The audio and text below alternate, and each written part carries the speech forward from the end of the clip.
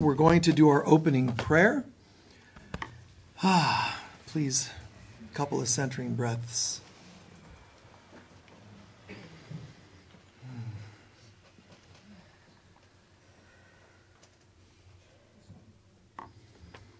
Setting aside all else.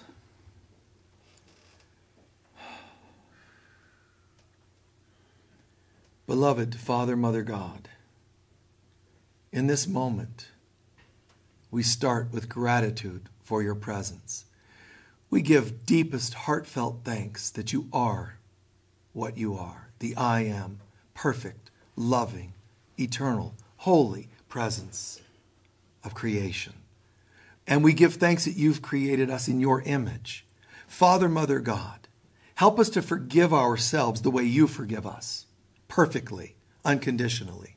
Help us to forgive ourselves for constantly getting in the way of being perfectly beautiful beings, for having opinions to the contrary. Help us to forgive ourselves for having opinions about ourselves and others. We are not mortals. We are not mere humans. We are divine, perfect, holy beings who have amnesia. Help us to not only heal the amnesia, but to forgive ourselves for even having had it. Help us to love each other as you have loved us. And so it is. So it is.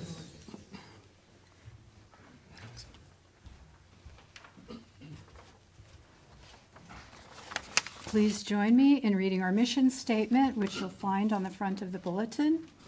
And together we say, Unity of Sedona is a spiritual center for masters and students on the spiritual path. We are dedicated to creating the inner Christ and creating a world of love, peace, joy, and abundance. And so it is. And now for our sacred reading of the day. From A Course in Miracles. The ego makes illusions. Truth undoes its evil dreams by shining them away. Truth never makes attack. It merely is. And by its presence is the mind recalled from fantasies, awakening to the real. Forgiveness bids this presence enter in and take its rightful place within the mind. Without forgiveness is the mind in chains, believing in its own futility. Yet with forgiveness does the light shine through the dream of darkness, offering it hope and giving it the means to realize the freedom that is its inheritance. And so it is. And so it is.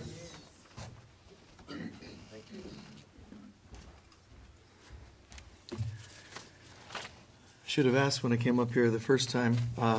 Topics for today, please. A couple examples.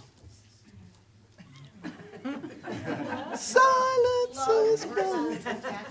Pardon? Love, true love versus attachment. In the world, but not of it. Deservedness.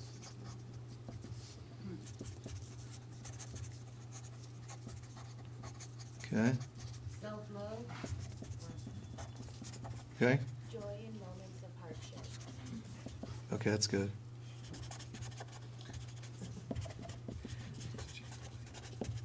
Okay.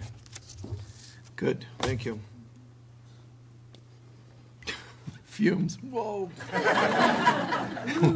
It's like the oracle, just you guys are thinking I'm wise. No, it's just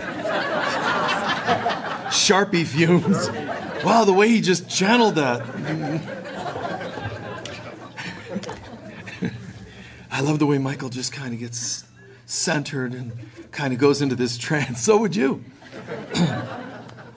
I remember it's funny and beautiful the way people observe, because we see through, there's a Jewish saying, we see things through our own lenses, as it were, okay? We see things not as they are, but as we are. So it's all through our filters. So it's kind of funny. One time I was doing a talk at this place in Boston, a center there, area. Boston! More than a feeling. Okay. Oh, that's the band. Okay. So But I was doing this talk, and afterwards, these folks came up to me and they're like, we just want to tell you, you're amazing the way, just this powerful presence when you're sharing and all. I said, thank you. And they go, yeah, I mean, you walk out on stage, because there's no podium or anything. You walk out and you just plant yourself and download. They go, and you just, and they're getting into it. They're like, the way your legs and your feet, we could just tell energetically the way you're standing. It's part of this column of light, the way you're, and they're going, wow. I said, actually, it's because they're filming and I have to stay in one spot. Otherwise, I would walk around whenever I had a stage that I could move around. So it isn't a particular thing, and a podium wouldn't be my first preference, but we use it, the essays and all that, the products and all those kinds of things. But it's interesting because it's coming through their lenses, the way they saw that. Now, that doesn't mean that there isn't something beautiful to it, because to me, the compliment wouldn't be the way I stand there in this column of light and so on. It's that I cared enough, because they didn't ask me to stand still, the camera people. They typically had to fall, and I noticed this is how I am. I'm a very sensitive soul. And when I saw them trying to keep up with me pacing, when I saw that one time, I just never moved again. Because I care about people. And I realized they're like, oh, he's over there, he's over there. Yeah. So it's just, I'll just stand here and make it easy for you.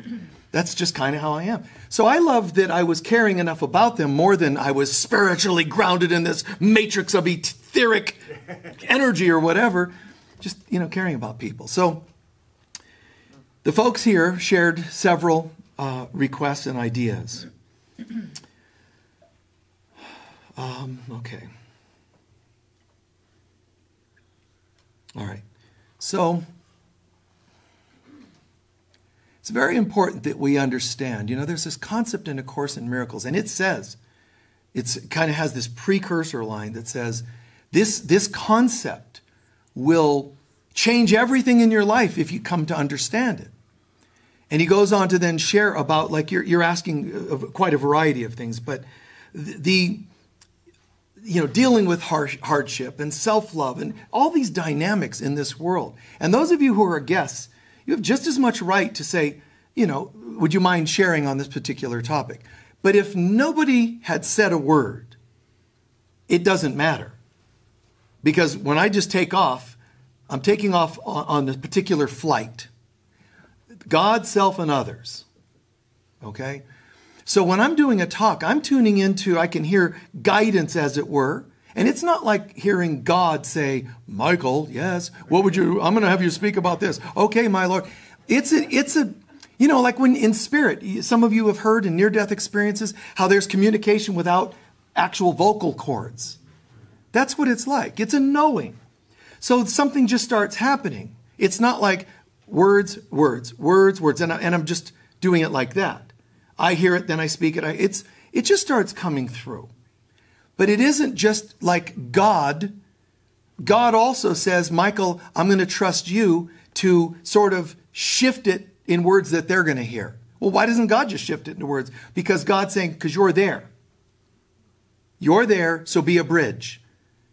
Could God be a bridge itself? Well, it could. How's that going to help me? I grow by being a bridge. And then the recipients, they hear it. That's great. But you're included too, because whatever you need me to talk about is going to happen. One of you, and I have no problem that you said this, one of you came up to me a couple weeks ago and said, I used to be attending quite regularly, but then it started freaking me out too much that you would always share what was going on in my life. So this is what she said. It scared me, she said. Well, first of all, it's fantastic that any other human being would know. But why? Because they're like a black magician? It should be because we care enough to know what people need to hear. So it isn't the, ooh, I know what you've been doing. It isn't like that. It's just love. God loves, and so it's ready to share with us today. I love, and so I'm ready to be a channel. You love, so you're opening yourself up to be seen and heard. If you would react and get, suspicious or scared by that, why?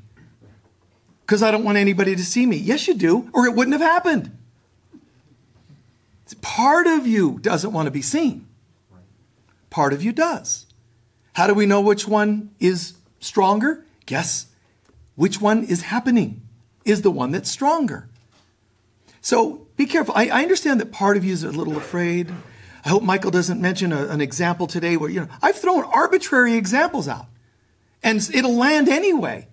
So sometimes I'm about to share a story, a concept, and I'll go, quick, Michael, change it, make it something that can't be hitting people too hard. I do that sometimes. Quickly, think of a different example. So let's just say that yesterday you were hiking near the Red Rocks. Oh, I was hiking, and you saw Bigfoot. And I saw Bigfoot. I make stuff up sometimes to be arbitrary, and it's never arbitrary. Probably my favorite example was when I said, let me tell you a story about the Red Baron. And what happened to him, because he was this ace and he was a master at what he was doing. And one day he got shot, not died. He got shot and a bullet lodged in his brain and it changed him. It changed him. He didn't want to kill anymore. It made him vulnerable and he got shot down shortly after. But what happened? Did the bullet change him or was he already changing? See, something in him was already changing and attracted this event that changed his brain, his chemistry. I use this example. Guess what? Family members of his were in the room. Swear to God. This was in our other building. Listen, we just want to let you know. I'm like, you kidding me? Like, it's the strangest thing. I could tell a story about Al Capone and somebody, my last name's Capone. I mean, no matter what I bring up. But it's fun and it's beautiful. It's not to scare anybody. This is a multi-dimensional experience. It's not a talk. And if it's multi-dimensional, of course it's applying to you and you at the same time. Of course it's relevant to me and to you and to us. And of course. That seems a little out there for some people, though. Man, that's way too intimidating. Why? If you can't believe that we can pull that off, how could you believe that angels or masters can be everywhere at once? I mean, come on, why shoot that down? So it's okay. God is with me, God in me, as me, through me, always. It's always here. And whether you're living, dying, whether you're this or that, up or down, every race, every gender, throughout all time, there's no place God is not. And we're just seeing examples of it, and even this simple example scares some people. So Jesus is saying in the Course that there's a process that happens in our lives, which is relevant to people getting freaked out and whatever else I just shared. And he says, before anything manifests, you have to have wanted it that way. So the Red Baron didn't get changed by a bullet. He was already ready to change. Before you went clean and sober, you had already been prepared that you wanted to do that. And this person told me, and then the court ordered, and that's called learning the hard way. When the judge tells you, you go there or you're going to jail, and you go, oh man, I was forced in. No, you wanted to go that direction. You were ready. Give yourself some credit. But also learn that you don't have to do the hard way all the time. Kind of nice. But it gets very scary for people to say that you have anything to do with creating your own life. When some of you are asking about things like, love versus attachment. If you're getting attached, that's exactly where you think yourself to be. Why do I get all attached? Why am I so afraid? And people always leave me. It's exactly the vibration of your consciousness. Did I say you're bad? Not at all. But it is matching your consciousness. If you don't want to hear that, it's only because you're scared. I don't want to think that 5 people have left me and it's my doing. You don't have to make it a blame thing. Everything that's being created is being created by me and us. Me and us, me and us, me and us. And most human beings walk around, the ones that want changes, they want us to make the changes for them, which is possible. If you can get the scales to tip, if you can go out and make enough people think that there's 2 suns in the sky instead of 1, it can happen. It can happen. If you get enough people. but I think it's easier to change this person than them. I could sit at home. The first 10 minutes of being awake, I can change everything in my beliefs and consciousness. Try to get other people to do that.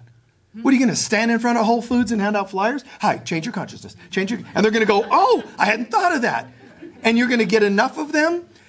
You have to get 51% of the people on the planet to agree with that change. So it's not easy to create change within others. I want everybody to agree with me that this, that, whatever it's going to be. So everything that's happening is a mirror. You can't say, I believe that sometimes. The world is not a mirror sometimes. The universal laws, if they're universal, it means they're universal not only in presence, but it means they're always active that way while there's a universe. So universal laws stand for a universe. So the universe is happening, it's here, and so there's laws. Well, you can't say that, well, I only want them to be there 10% of the time, or when it's convenient. And so we all heard about these concepts of, manifestation processes, what do they call the popular one? Law of attraction. Law of attraction. People. All right. God. All right. So you got the law of attraction. Now, the concept is desire something and create it. Well, now wait. Don't forget, you've got 7 chakras, the top 3 being one. The Lord thy God is one. So you've got 5 major centers of consciousness. 7, but we're combining the Trinity of God into one. You have 5 major centers of consciousness. The law of attraction tells you to desire something and manifest it. Those are only the bottom 2 chakras, which means I'm not at all coming from my higher self. It's too much I want. And you might say to somebody like that, well, that's still ego I want. They'll say, no, it isn't, because the I that I'm talking about is God. Really? Because the I that says I want this is just a little tyrant. If it's God, God would say, I don't want, I know. I know. So when you do affirmations, you don't go, I want this person to heal, or get in touch with desire. I desire this illness to be gone. You're still talking about an illness. God isn't going, oh, I'm supporting that. I just really wish that disease would go away. God's going, it's a funny thing, because in me it doesn't exist. What's your problem? Well, I want you to fix this disease. What disease? This one that I'm looking at. Sounds to me like you have mental issues. Because I don't see it. One of us is off. And if it's God, we're all up creek. Okay? Now, I'm not putting down the system of law of attraction or any of those things. Anything that you use to try to improve your life, God bless you. But I am laying out the bigger picture. God says, I know. My heart and soul says, I believe. I'm trying to believe what I know, but I believe. The intellectual chakra says, I think. The emotional says, I desire. And the physical is, I experience. Moving down the chakras. So when we say I desire, you're just kicking in the emotional chakra. What you really want to do is, I forgot what to ask. I don't really know the total problem. I think I need a new pair of shoes, but what is that? Because God would say, isn't that funny? You want to walk around going, shoes, I need shoes, I need shoes. You sound like a gambler. Come on, mama, give me some shoes. But is that the solution? So God would say, sweetheart, you remember Jesus saying God knows your needs before you even ask? You know how we translated that? It's like a mega Michael Mirdad, where he knows my thoughts. He's watching me. I better watch out, like it's Santa Claus. He knows if I'm naughty or nice. It's like, okay, so they translated it to mean God knows what your needs are. And then you thought it meant God knows what your needs are. God knows you have no needs. That's what it meant. God already knows your needs. Really? So God, what a nice God that God knows that I need shoes, and God knows that I want my partner to come back to me. They left me. So God knows. So I'll just wait, partner. And it'll be my partner coming back, and they'll give me new shoes. So it's like I'm waiting. And then you start law of attraction. I'm going to visualize. And they're, and they walk in. Hi. Look what I brought. New shoes and me. So we think that manifestation, that exciting, empowering visualization is going to do it. What we're really asked to do is say, isn't this funny? I mean, I'm a holy child of God begging for shoes. I don't even have feet. I'm a holy child of God. Laugh at it. It's okay. Laugh at it. This is, and God's not having a problem with you laughing at it either, because it's like, isn't this funny? God, guess what? I woke up this morning, and for the first couple hours, I need that new car. I need a car. Come on, God. It's not for me, it's for the kids. As though that's going to make God go, oh, well, if it's for the kids, I've got a minivan just for you. You can't play games like that. You know what you really want? The only thing you really want, you think shoes and a partner, blah, blah, blah, blah, blah, blah, blah. There's nothing of this world that you can really want. There's only one thing you really, truly want, which is to remember your holiness. And when you remember your holiness, you walk on water. You can walk barefoot and nothing can happen. Mosquitoes approach and they're like, never mind. And they fly away. Because nothing will bug you. Get it? But it's true. So there's this consciousness. That's what I want, is to remember who I am. When I remember who I am, even if I want something material like shoes, they materialize. They will literally materialize, or they'll materialize by someone saying, hey, I don't know why, but I had these shoes and, I thought of you and I thought I'd give them to you. And that's fine. You see, however it materializes. The wave of a hand, the thought, an affirmation, a gift from somebody. The world will reflect what we believe about ourselves. That's the thing. Now, the problem with that is that we don't like that idea and we don't want to own that idea. Because we'll say, I'm a nice person and I've had some pretty horrible things happen. Even when I was young, before I was even manifesting things. When were you young? When were you too young to manifest? Well, I was 1, so my dad shouldn't have died at 1. That's a horrible thing for a kid to go through, which I agree. It's a sad and a horrible thing to go through. But this is what Job tried. But I'm a good guy. How could any of these things happen? I've been good all my life. What did God say to Job? You only remember yourself when you were Job. Meaning, before you were Job, you don't even want to know where you've been. Because, and I know it's a temptation to go, no, but I'm spiritual. I'm the exception to the rule. Nothing bad should have ever happened to me because I'm wonderful. And I've always been wonderful since I was created. Try it. But even Jesus came in and incarnated in previous lifetimes. And yes, pretty darn stellar most lifetimes. But he had his own little curve. Now some of us have this curve. Jesus still dipped in. He was a warrior in some lifetimes and other things that he had done. Great, all of us have dipped in. And it doesn't matter how far you dipped in. What matters is when you start making the change in your life. You think you're becoming born again when you make an alteration in your life? Or when you accept Jesus Christ as your personal Savior? It's not. It's when you empty your cup from this and refill your cup with this. Pull up, you're nose diving, you're coming down, about to crash. When is bottom? Is it after the plane hits the ground and you have to incarnate again and say, well, I almost learned what I needed to learn? Well, okay. The good news is the universe has infinite amount of time and patience. So if you want to take 10,000 more lifetimes to learn whatever it is you're needing to learn, free will, totally free will. But we should ask ourselves, if I have self-worth, why would I need or want to wait 10,000 more lifetimes? I mean, come on, be honest here with yourself. If you have self-worth, you would probably say, I could probably measure my self-worth based on how soon I'm ready to be done with all this. If I really have an intense amount of self-worth, I'm probably not going to want to mess with this 50 more lifetimes or thousands of more lifetimes. I think I'm ready. I think I'm ready to practice love and forgiveness. I'm ready. and we change our lives. Love and attachment, again, one of the questions.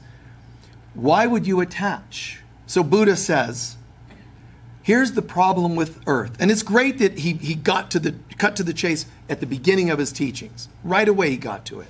Everything else is elaborating on it, but he got to it right at the beginning. The problem with people is, and he says, the world is a place of suffering. Why? Let me explain it, he says. First, you forgot who you are. Then because you forgot who you are, you're going to go out looking for who you are. When you go looking, you're either not going to find it, which is going to upset you, or you're going to find what you think is going to fulfill you, and it won't. And then you're going to be upset. So his conclusion is, you're up creek either way. Then he changes it to, but there's an answer. What's the answer? Just opposite of what I just told you. He says, you forgot, you then went looking, you found it didn't last, so you got upset, or you didn't find and you were upset. There's a solution. What's the solution to forgetting? Remembering. Very good, right? Just remember. Oh, okay, go. Did you remember? You know, we're hoping it's this thing that just happens. This person told me if I just took a little acid, I would remember. No, it didn't work. I meditated once. I took a Course in Miracles class. I went 3 times and I didn't remember. The problem is we're still trying to remember. What Jesus added in A Course in Miracles is if you start trying to remember, you're still implying that you haven't. Why don't you just start believing that you remembered? Well, okay, I remembered. Well, see, you're faking it. Start acting like it. To confirm your beliefs, prove it. So good thoughts, good words, good deeds. Get the actions to match that you remembered. What would I do if somebody offended me? What kind of action would come in to demonstrate that I believe I have remembered, or at least I'm in the remembering process? Probably forgiveness. Oh, I'm not forgiving them. You've just confirmed that your words are a lie. And Jesus was very clear about hypocrisy. Don't say you love God and hate your neighbor. That's hypocritical. Your neighbor is God, as far as you know. God, in our beliefs, God has splintered into right now 8 billion people. So how are you doing on your spiritual path? Well, I go to church every Sunday. I go to spiritual centers. I do yoga. How are you doing with God? 8 billion of them. Well, I love my car, but it's people that bother me. You're totally off. 8 billion gods. What's the measure? And if you say, well, I like, maybe half of the people on the planet. You can say, I don't know most of them. That's because you don't want to know them, because you still have issues with them. Oneness would mean there's not one person on the planet that isn't you. So when you see somebody on TV that, has some hardship, and you feel sympathetic, you're feeling a resonance with them. You feel for them. But also there's times when you hear something happen to somebody and you're like, well, they probably deserve it. Nice job. Nice job. You have just seen a reflection of your relationship with God, because that person's you, which means today you've experienced a little microcosm of Judgment Day. What would happen if I died today and stood before God? You would hear the words, you did pretty well, but there's that one, back to earth till you work on that one. And then if you don't get it, we're going to have you marry them. And you're just sitting there. How in God's name did I end up with this person? We don't resonate at all. This is crazy. That's because they weren't living here. You through the law of attraction, you drew them all the way from Madagascar, to get into your household and annoy you. Happy Halloween. Boo! So, anyway, the real law is I know, I believe, I think, I desire or feel, and I experience. So all the laws, the law of attraction, even the law of mind, focus, focus, focus, that's another chakra. when I have throughout the years of my life been saying, back to God, you don't hear me talking about deifying any of these chakras. Let these become subservient to this one, the I am of God. One of the beautiful things about the Israelites is real light. One of the beautiful things about the Israelites is no compromise. God. And when Moses comes down from the mountain and God has become a golden calf again, Moses is not happy. It's like, stop settling. No more golden calf. No more worshiping lower chakras. Get back to this. And then Krishna, the great metaphor. Look at some of the paintings. I love that Hindu art, man. I love that. You know, there's these 4 chariots and he's on, you know, and he's glowing. He's riding into battle. I'm just totally at peace. Everything's fine. And his friend's going, but what if an arrow comes down and strikes us? That'll be exactly what you were ready to have happen. See, nobody wants to hear that. Whatever's happening is exactly as you have accepted it to happen. I'm not going to say you deserved it. That's a negative connotation, and it's hurtful to you. The right way to say it is, it's exactly what you were ready for on some level. So Krishna shows riding into battle. What do you think the 4 horses are? 1, 2, 3, 4 chakras. That's all it is. And what he's saying is, when you're the charioteer, you're on that chariot, take control of those 4 horses. Steer them left when he says you, he's not talking about your ego. Because the ego is the refracted 4. He's talking about the I am Krishna consciousness. Come on, you know, so don't just try to take control. Be a co-creator with the divine. Like Jesus put it, when you see me, you see the Father. That means this is all guided. Whatever I say and do, it's completely guided. How did he get to that place? Did he have like a muscle testing technique? Oh, Lord, let's see. Oh, yeah, crucifixion. Here we go. You know, yeah, I guess so. It's not what he was doing. Pendulum, you know. He's imprisoned, you know, pendulum. There's nothing wrong with those skills. I'm saying you don't ask the rock. You ask God and let God use the rock if you use a pendulum. But just go to God.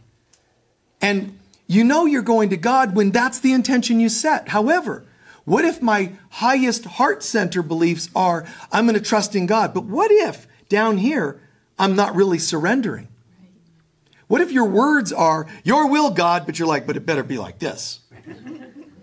Right? I'm open, you know, this relationship. I'm open, God, pendulum, should I or should I not? And then, you know, and God's like, no. And you're like, no, it's, you know, the muscle test thing, you know, it's cool. But, you know, it's just, you don't get crucified in your arms and try to muscle test those arms, right? Here's a weird vision. Testing strong. That's because you're crucified. Don't play games with this stuff. I would suggest that if you're not sure and you're the pendulum and you just stop and say, I don't know. And that scares me to not know. Because I can see a part of me, man. Part of me wants that person back. Part of me wants to have passed that test, like it's a school to go on to a certain school. Part of me wants to, you know, but I'm torn because I know that I'm invested in this. I myself in my life, I found myself often, you know, now meaning consistently through my life, if I was not sure, I would try to let the thing go. And so this is called change and acceptance. Change what you can and accept what you can't. Even though many of the 12-step programs reverse those two, I have to call them on that one. You don't accept what you can't change and then change what you can. How does that make any sense? I've already accepted mostly failure and then once in a while change what I can. No, first change what you can, then accept what you cannot. Okay, there's a DVD a set. It's Rebuilding a New Life. If you're interested, there's 4 different talks in that. One of them is about change and acceptance, not versus. Change and acceptance. Because as masters, we need to step up and realize, if something's happening in my life, this is not God who fated me to have it happen that way. It's just exactly as my consciousness believes. When 5 different people left me, that's where my consciousness is. No, it doesn't. I have even cutouts on my mirror in my bathroom saying I'm the most wonderful person on the planet. So this can't be happening. One chakra might be saying, we're really working on that. You might have 3 others going, Not with your family patterns. I am as God created me. Not even close. Another chakra says. You might be emotionally really trying to fire up the engines on self-worth, but the mind might be doubts haunting you. So it's, I want to empty. I want to clear all of these programs. Book of Revelation takes time with that to say. And then I saw 4 beasts, right? The 4 beasts of the apocalypse are Krishna's 4 horses. They're these parts of you that try to control your life. Self-love, as one of you asked about, self-love is easy, but there's 2 ways to get it, like 2 ways of doing anything. My attempt or God's. If I do things with God, it's far easier, far more authentic, and so on. If I do it of myself, it's going to be temporary. And it's going to be coming from a broken place. I'm ready to improve my life. I can go into recovery. And I can do it from God or I can do it from my ego. Either one. So just because you say you're going to change your life doesn't mean you've chosen the God path versus not God path. I can try to change my life and be doing it from an ego-centered place. I don't mean egocentric like an egotist. I mean, I could try to change my life because someone's leaving me and I want to impress them and get them back. I can be trying to change my life so it doesn't get worse. Well, that's better than nothing, but I'm only changing it because I'm afraid of worse. What about what's better? Become attached, if you want to call it that, addicted, if you want to call it that, to goodness instead of self-destruction. So we get into this state of realizing I do not know what's my own best interest. Root chakra, I think I need more iron in my diet. Emotional chakra, I feel like I would be happy if they were in my life. Intellectual chakra, you can insert anything. Heart chakra, insert anything. The thinking processes, well, I really try to keep my thinking processes focused and going in the right direction, right? I'm practicing mastery skills in mind and focus and all that. Willpower, good. Heart chakra, you can work the heart chakra. I'm just really becoming more loving and forgiving. And yet, deep in this center can be beliefs that you're a flawed person. Whatever is foremost, we think is our whole heart, mind, soul, body. We think it's everything. If it's foremost, you're forgetting there's a lot of power in what is unseen in you. So be careful. Just because on the outside, I'm gonna start tithing externally. Here it goes. Let me just open my checkbook and see if the numbers change, because I just donated $1. I'm going to see if 10 shows up in my, on my balance sheet or whatever, Again, the outside is the tip of the iceberg. The tip of the iceberg did not sink the Titanic. There was ice under the water that they couldn't even see, right? What sinks you is not as what you think it is, which is on the outside. Acting, is the tip of the iceberg. That's what's showing outside. The wounds inside, the low self-worth, the self-sabotage, that's all kinds of stuff hidden inside. And even if you go, I get it, I get that, I believe that now. So I'm not only going to work on the external addictions, I'm going to start working on some deep emotional chakras. I'm going upward. Instead of just the root chakra addiction and stop doing the action, I'm going to look inside at my emotional stuff that's fed that. Nice job. But you have 2 other chakras. And most human beings do not know how to live this deep. They only know the surface level of life. If I see it, I'll try to fix it externally because I see it externally. And they only juggle things externally. There's so much more. Now, when I want to change it on the inside further and further, this is called the heart and soul. In God, you have no problem. But in your heart and soul, that's where you have your core beliefs. God, on the outside, you could dress it. You can look amazing. You can have it nipped and tucked and stretched and youthed. And, you can bodybuild. You can do all kinds of things on the outside. You can even do some emotional blame your mother work, And that's better than nothing because you're looking that there's some wounds inside. When you get to the heart and soul, when you try to speak, you'll find yourself mute because you're not allowed to speak about other people when you start working at this level. Down here, there's others. In here, there's me. My patterns, my core, my belief systems. And that's what it is, beliefs. Now, try to fix all those. You can't even find them because people on average are not in touch with their soul. They don't know how to get in touch with their soul. They barely know how to get in touch with emotions. How do they get, Mike, trust me on this. The heart and soul would be like 1,000,000 times deeper into your being than your emotions. And your emotions are many leagues deeper than your physical outcome out here. So most people don't even like to navigate inside. They just stay outside. Here's what my problem is. It's you. Yeah, but there was another me last year in your life. Remember that one? And 5 years ago? Remember you married 5 me's. And didn't you say your mom and dad were me as well? So that now you realize there's a pattern.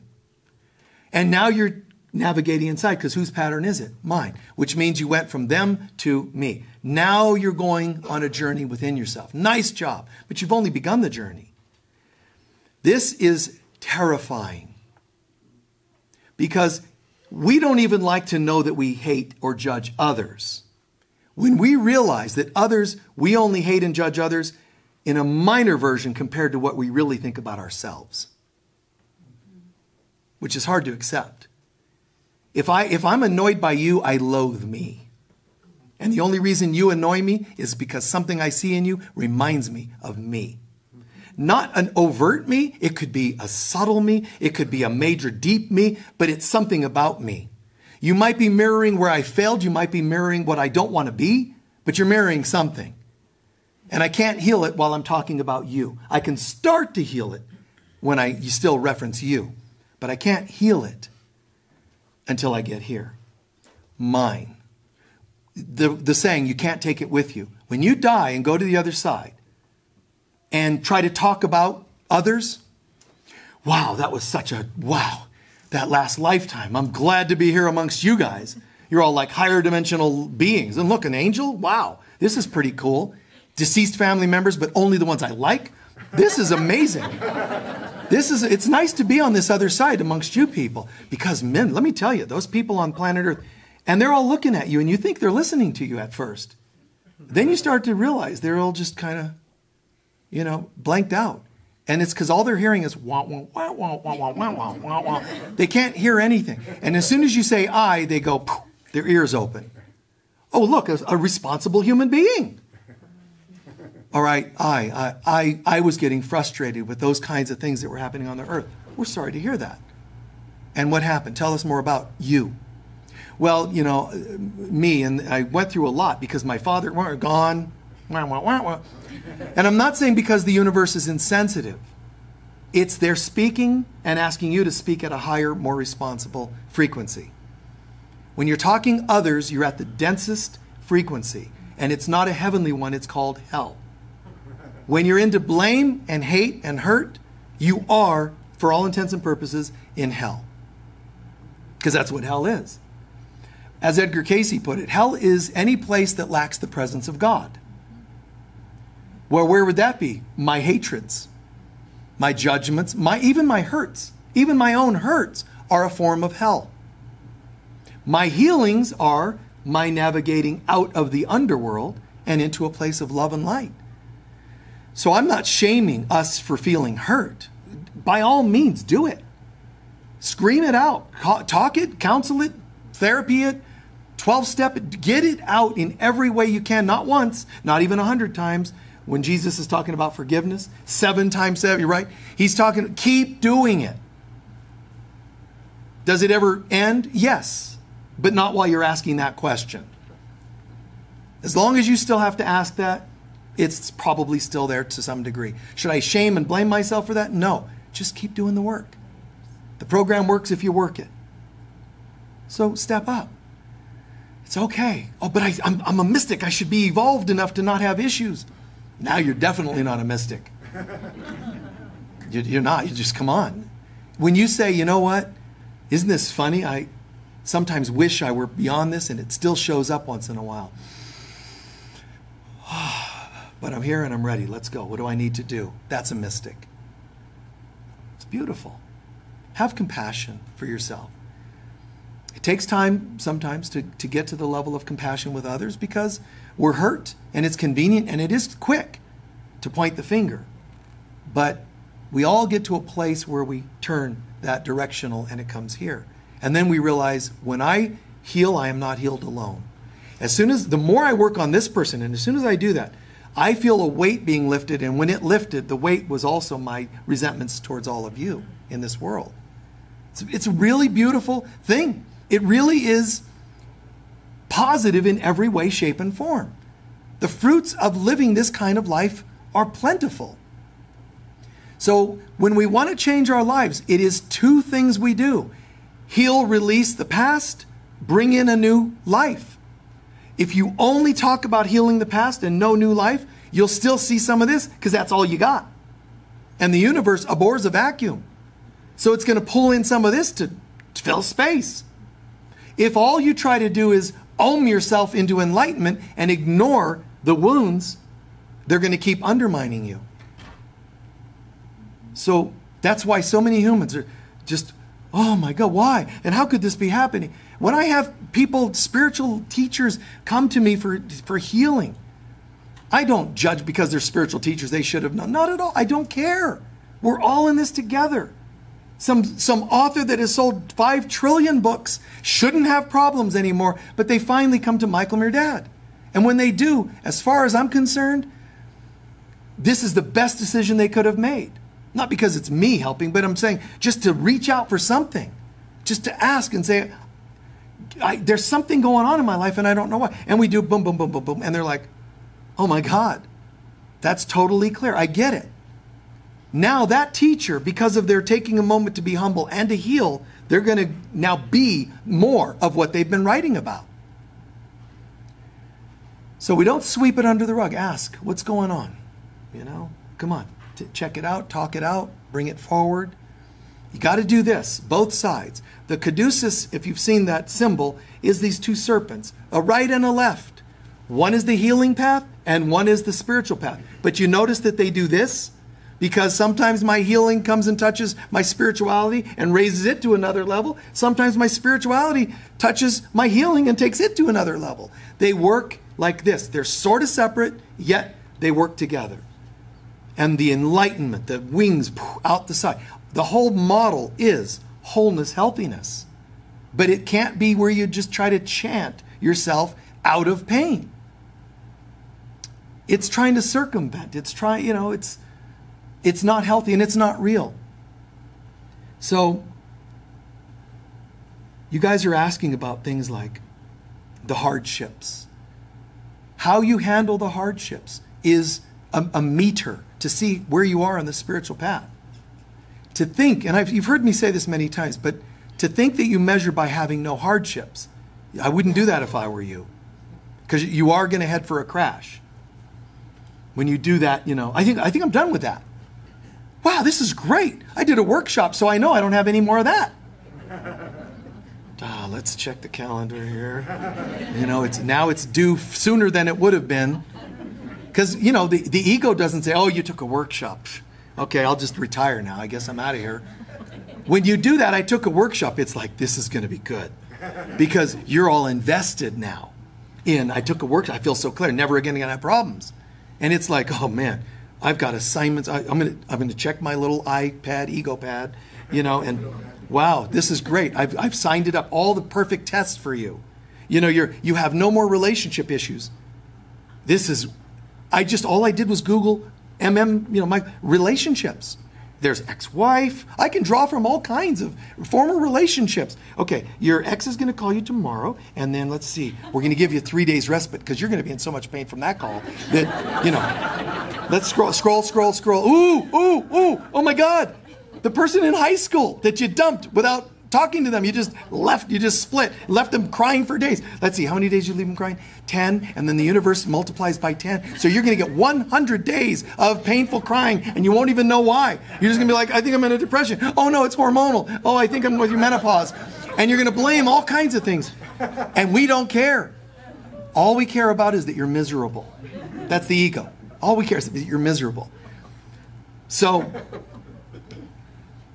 and that's loaded because I thought I was done with all that. The real me doesn't have any of that to be done with. But there's another part of me that doesn't get that yet.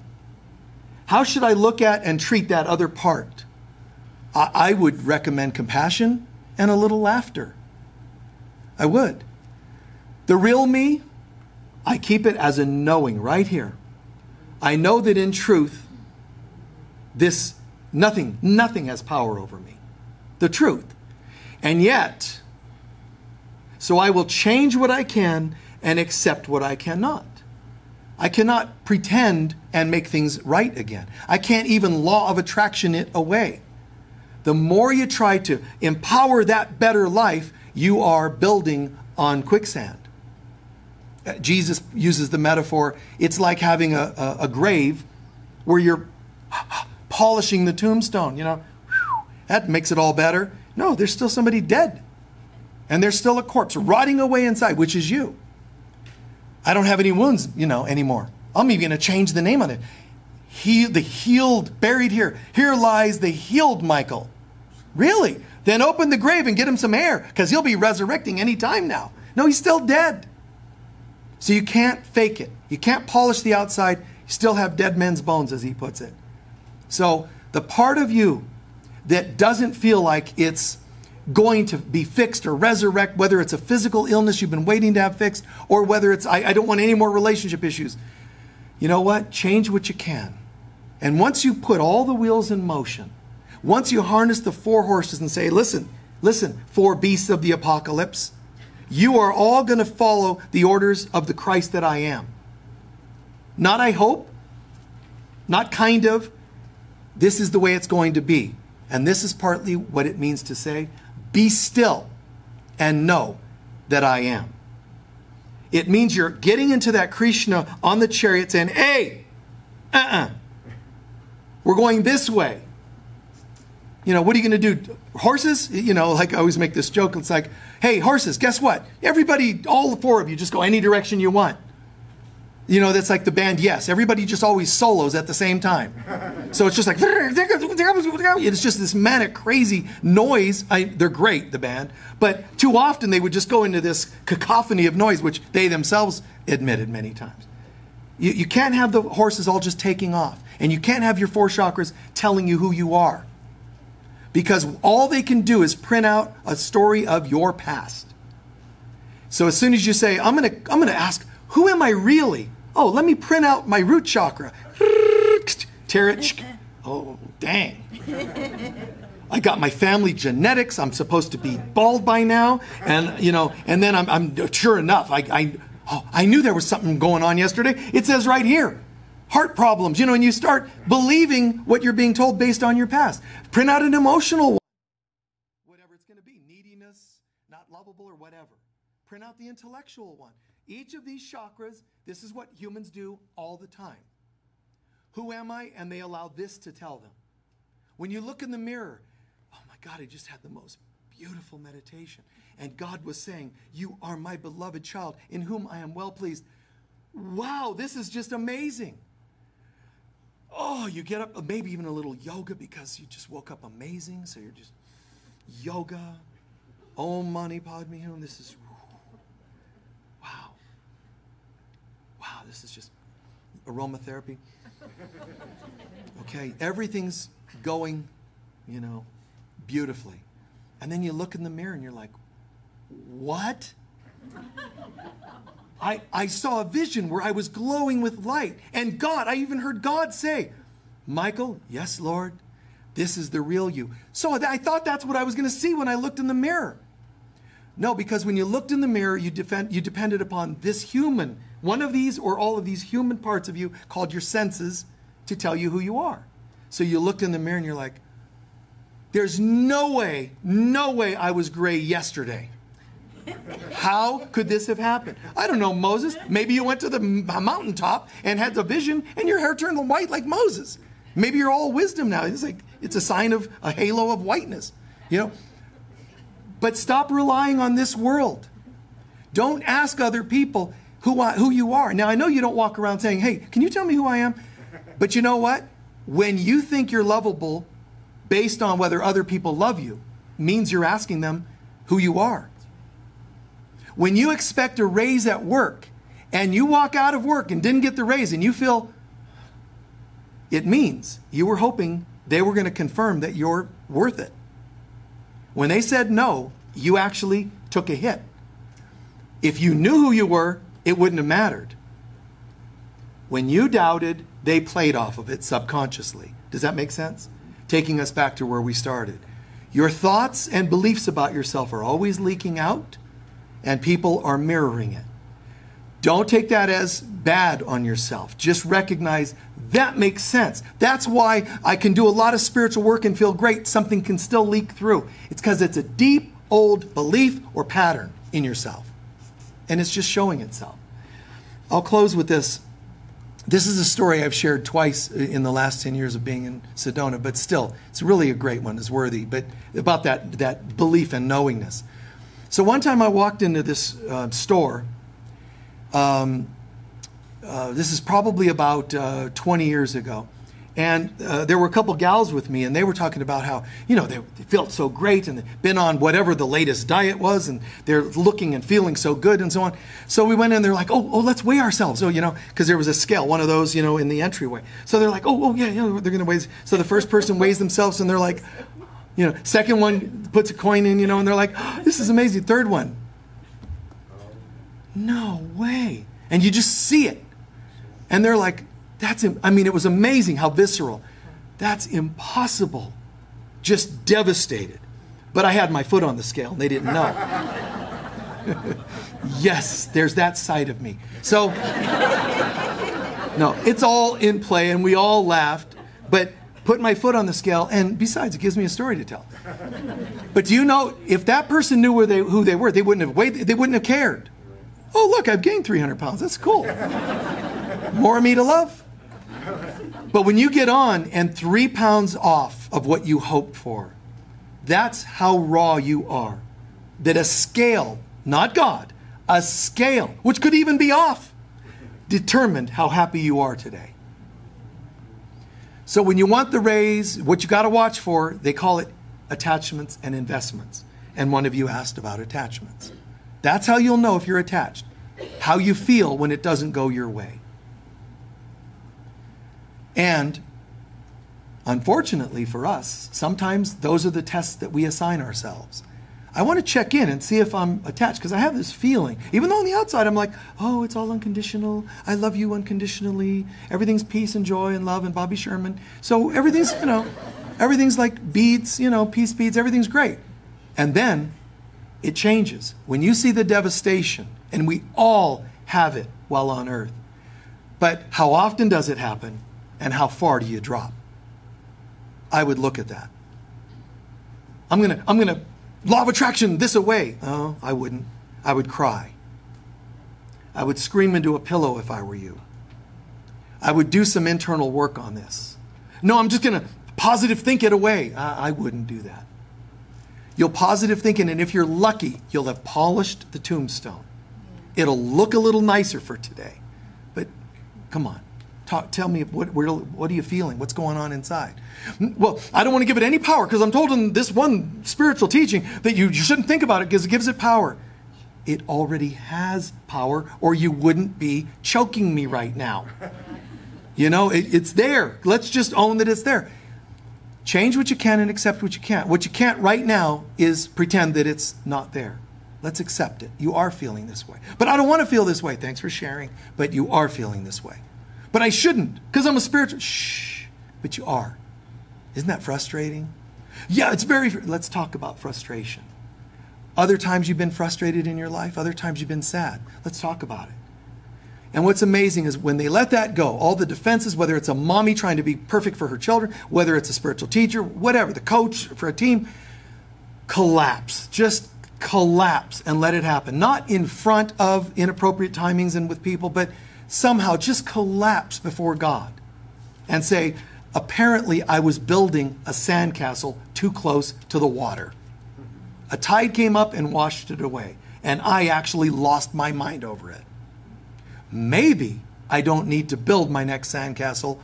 First, maybe not out of sand, but also maybe not 3 feet, 3 inches from the tide coming in, right? Maybe I need to rethink how I'm going to do this. Maybe I'm going to grow a relationship over time instead of rushing in. Maybe I'm going to temper myself, balance myself.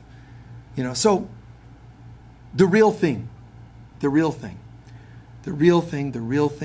only the real. That's my priority. The rest, I see it, I work it, but this is my focus. Focus on the light at the end of the tunnel, but deal with the things you trip over as you're going towards that light. All right? Please take a few centering breaths.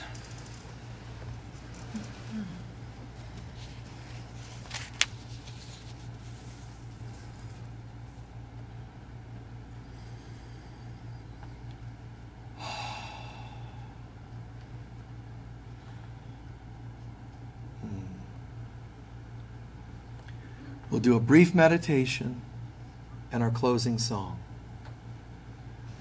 Tune in for just a moment.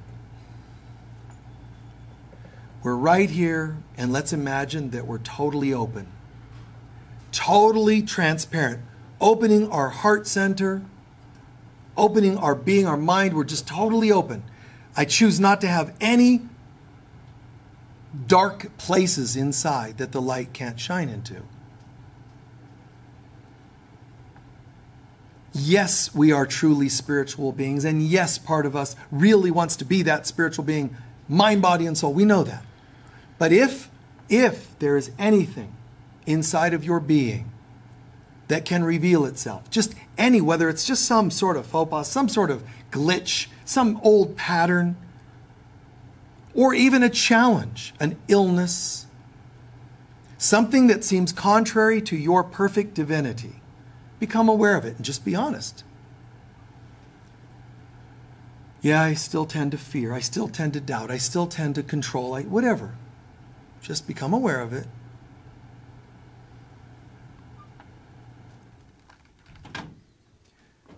See what it brings up, that you wish it weren't there, that it makes you uncomfortable to think it's there, that it doesn't make you feel flawed. Is it an ongoing pattern? Is it frustrating, angering? Great. Bring all that with it too. Become aware of it. Don't hide from it. Good. And then when I say now, you're going to speak it out loud. And then some of us are, oh, no way, I don't want the other people in the room. Well, there's another issue for you to work on. Plus your resentment for me to have you do it. But I'm going to have you put your hands over your mouth when you do it. So you can do this. In your hands, and nobody will know what you said. But you're going to say it out loud. See, it's a little bit sexy. It's like, ooh, I'm going to be vulnerable. I'm going to let everybody in this room and on this program around the world, and in front of them all, I'm going to share my most raw thing right now. The thing that is most a pain to me right now. It's getting you there. It's fantastic. See what it is. See all the feelings it brings up. We're going to give it to God. But again, with your mouth covered. 1, 2, 3. Everybody now. Good. Ooh. Ooh, that was naughty. Quickly think of one more. One more. Well, there's got to be one more. Come on. Even if it's the way you feel about the first one. Just one more naughty, yucky thing. I don't want anybody to know. Something that was done to you or happened to you that you never told or you haven't been open with. Ready. Hold all the feelings with it. 1, 2, 3, now. Wow. Do you know that that's what you hear if you were to descend into hell? That's what you would hear. All kinds of, like horror movies. That's what you'd hear. People screaming their fears and their hurts. So in this moment, beloved Father, Mother, God, we have brought Tartarus to this place. We have brought hell and feelings and hurts and wounds. And we ask all the way to the depths of hell here, open the gates, all of these feelings up and out into your beautiful heart, Divine Mother, Holy Spirit of God. Oh, take it all. Take it all. No place left hidden within. Take it all. Healing the past and then rebuild the new. So into this room, into my being, my heart, soul, comes the perfect holy light of God. The perfect holy light of God. Descending and pouring and filling up this room. And like sponges, we're soaking it in. And it'll fill all of us. It's not like I soaked it in so you didn't get any. All of us. Oh my God, the love of God. Oh my God, replacing that thing that I screamed out. The presence of God. Oh my goodness. The perfect light.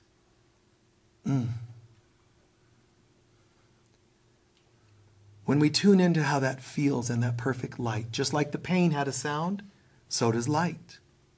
Breathe in deeply together, and the sound that light makes. Oh, good.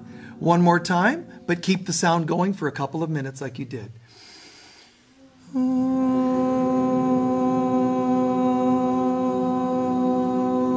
Keep it going. Breathe when you need to and keep it going.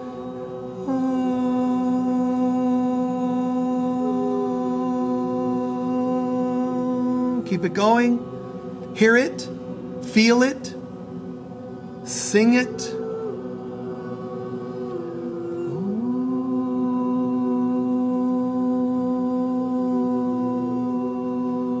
Listen to how sacred it is. Listen that there's not pain.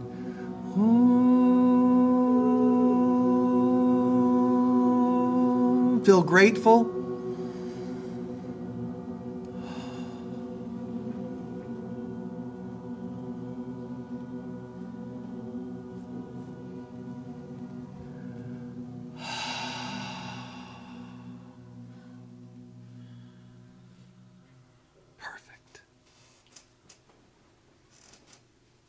I am as God created me. I will to be the Christ on earth. And so it is. Thank you. Take an extra moment, absorb that. Anytime it feels intimidating to be able to talk about something of your past or painful, something painful, put your hands in front of your mouth and scream it out. Don't let it paralyze you. Do not. To become immobilized emotionally, physically, in any way, in thoughts, is not healthy. And it doesn't go away. It'll eat you up when you do that. That's why those images of people all mangled and half gone, in hell, that's because they're being eaten alive by their stuff. So free them. Free yourself. Be an example to others. It's okay. We're all, they call it the good news. Remember we talked about that a little last week? The good news of God. It's, hey, guess what? There's a way out of hell. Oh, but I don't believe in hell. It doesn't matter. You're in it.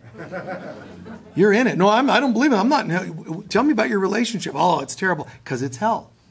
Well, tell me about work. I don't like my job. Right, because you're in hell. Let's change it. scream out what isn't healthy and working, and let's bring in what is. So thank you for your extra few minutes today for joining us. Please stand for a closing prayer. Thank you again for everything, for your time, your support. Pretty fantastic, doesn't it feel, right? Like, wow, this is just exactly as it should be.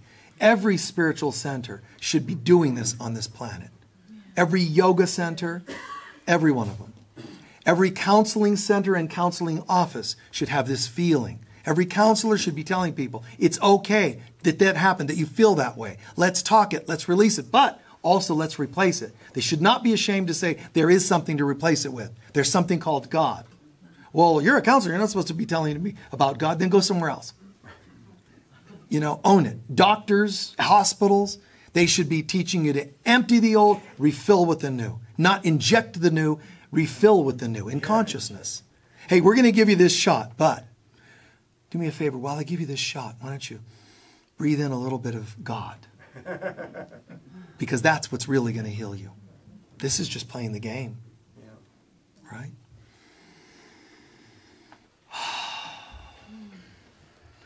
The light of God surrounds us. We are the light of God. The love of God enfolds us. We are the love of God. The power of God protects us. We are the power of God. And the presence of God watches over us. We are the presence of God. Wherever we go, God is, I am, am, we are, and so it is. God bless you all. Peace be with you. Bye-bye.